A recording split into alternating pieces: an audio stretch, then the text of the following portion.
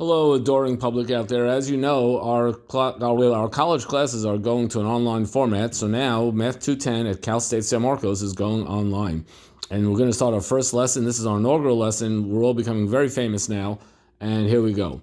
We're going to learn something called prime factorization. That's part of section 4.2. So here's how it goes. Remember, prime doesn't pay. I get it. Oh, crack me up. Now, you've seen prime factorization as what you call factor trees.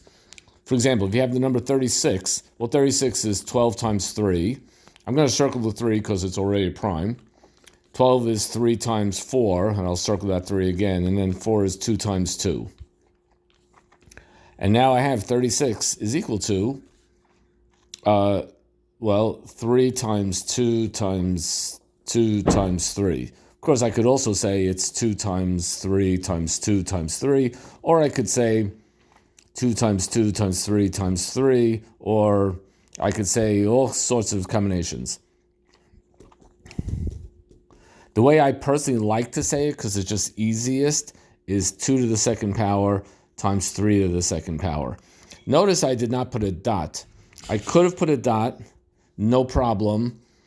But I didn't. The only time you put a dot there is if it's going to avoid confusion. For example, I'll give you an how do you pause this thing? Oh. For example, over here I have 3 squared times 2, or 3 squared times 2 without writing the dot. Here I have 2 times 3 squared, but here the dot is essential because if I don't have the dot, it'll look like 23 squared, and that'll be confusing. I want to point out that when I did the factorization for 36, the factor tree, I started with 12 and 3.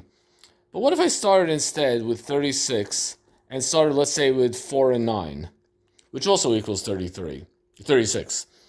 Would I still get the same ultimate answer? Well, let's find out. 4 is 2 times 2. 9 is 3 times 3. And look at that. We got the same ultimate answer, 2 to the second times 3 to the second. Let's try it a different way. Let's say 36 and start with, 6 times 6. Well, 6 is 2 times 3, and that 6 is 2 times 3. And this equals, again, 2 squared, 3 squared. I like to circle the primes. And now the question we need to ask ourselves is, were we lucky that we happened to get the same answer each time, meaning the number 36 is just a special number where it works? Or will this work all the time? Well, guess what? The answer is that it will work all the time. And this fact is so fundamental that it is called the fundamental theorem of arithmetic. And there's a picture of it right there, fundamental theorem of arithmetic.